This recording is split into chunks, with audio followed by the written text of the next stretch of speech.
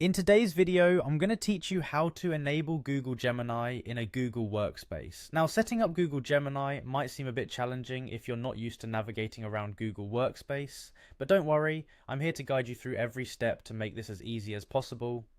So, let's get started. First things first, we're going to head over to Google Workspace. This is your hub for managing all your organizational tools and apps from Google. It's where you'll start any significant changes or updates, so it's good to be familiar with this interface. Once there, your next step is to locate and click on the Admin Console. You can usually find it among your list of options. The Admin Console is essentially your control panel for managing users, configuring settings, and overall administering your organization's Google Workspace account. Once you open the Admin Console, you'll need to log in using your business email. This step is really crucial because your personal email won't give you the necessary access you need to make changes to your organization's settings.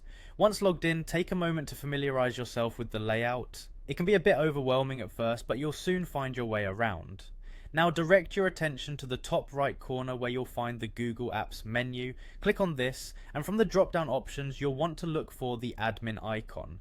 Clicking on this will take you even further into the settings we need to adjust for activating Google Gemini. Our next stop is Generative AI. If you're not familiar with this section, it's where you can configure machine learning and artificial intelligence tools provided by Google. Click on it and soon after you'll see the Gemini app.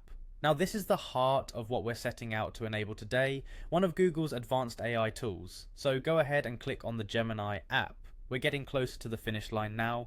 On this page, you'll need to locate the service status option. It should be readily visible. Click on it and you should see different options for enabling Google Gemini for your organization. What you want to do is turn it on for everyone in your workspace.